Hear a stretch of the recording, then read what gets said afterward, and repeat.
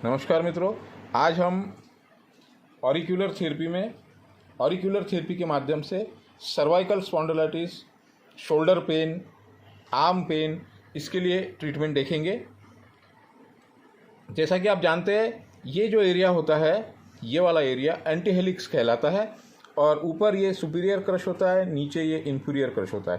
तो यहाँ पे ये जो पहला बिंदु होता है, यह ब्रेन स्टेम का होता है। इस ब्रेन स्टेम के बिंदु को आप अगर इस तरीके से स्टिमुलेट करते हैं और यहाँ पर अगर आप जीमी चलाते हैं और जहाँ आपको रिडकन मिलती है वहाँ पर अगर आप सीड अप्लाई करते हैं, साथ ही साथ में ये जो एरिया होता है ये स्कापा कहलाता है। ये हमारे हाथ का एरिया होता है, हमारा हैंड होता है। ये क्लेविकल बोन का एरिया होता है ये वाला, और साथ ही साथ ये जो एरिया होता है ये शोल्डर पेन का होता है।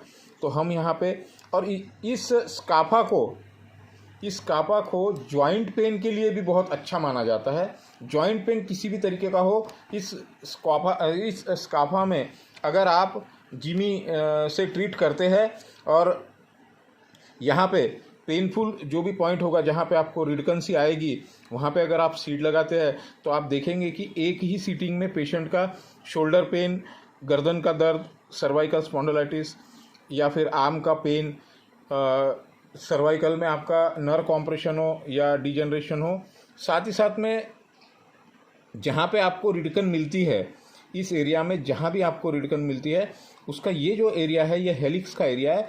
तो हेलिक्स के एरिया में जैसे आपको अगर यहाँ पे रिडकन मिलती है तो इसके सीध में यहाँ पे ये पॉइंट आएगा, तो ये जो है ये इसका करस्पॉन्डेंस है। तो यहाँ पर भी एक सीड आपने अप्लाई करना है। यहाँ पे आता है तो यहाँ अप्लाई करना है, यहाँ आता है तो यहाँ अप्लाई करना है।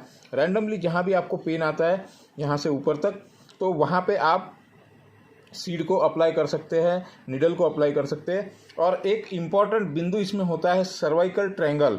अगर आप यहाँ से इसका exact back of the year यहाँ पे अगर आप जाते हैं तो इससे नीचे के साइड में जब आप जाएंगे तो यहाँ पर आप चलाएंगे जिमी, तो आप देखेंगे कि सर्वाइकल पेन, आप जिमी चलाते चलाते ही आपका सर्वाइकल पेन कम हो जाएगा।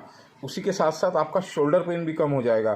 कॉम्प्रेशन है, चींटियाँ आ रही है हाथों में, तब भी आपका इसमें बहुत अच्छा रिजल्ट आएगा। तो आइए हम देखते हैं इसका प्रैक्टिकल। सर्वाइकल स्पॉन्डिलाइटिस और shoulder pain, arm pain, shoulder में नमनेस होना या उंगलियों में नमनेस होना, उसके लिए हम ये प्रैक्टिकल वीडियो देख रहे हैं। ये जो बिंदु होता है ये ब्रेन स्टेम का पॉइंट होता है हमारा। ये वाला जो गड्ढा होता है ये ब्रेन स्टेम का होता है और ये ओहरी का होता है। तो ब्रेन स्टेम पे हमने यहाँ पे धीरे धीरे इस तरीके से जिमी चलाना है और जहाँ पे आपको रिडकंसी आएगी, ये यहाँ पे रिडकंसी आएगी तो आप देखेंगे कि ये रिडकन वाले पॉइंट पर आपने सीड अप्लाई करना है। ये जो एरिया होता है, ये स्काफा जो एरिया है, ये इसको पेन किलर पॉइंट्स माने जाते हैं। ये अगर आप यहाँ पे अगर जिमी चलाते हैं तो जो पेशेंट है उसके बॉडी में जितने भी जॉइंट्स है, सारे जॉइंट्स, ऑल जॉइंट्स, ये सारे जॉइंट्स में बहुत ही ज़बरदस्त पेन किलर का काम करता है। ये वाला बिंदु यहाँ पे जो होता है ये क्लेविकल का होता है और इसके ऊपर थोड़ा यहाँ पे शोल्डर का होता है। ये जो बिंदु है ये पूरा शोल्डर का पॉइंट होता है। यहाँ पे पेशेंट को बहुत पेन होता है तो आप थोड़ा धीरे चलाएंगे यहाँ पे जिमी और यहाँ पे आप सीड अप्लाई करेंगे या फिर निडल अप्लाई करेंगे।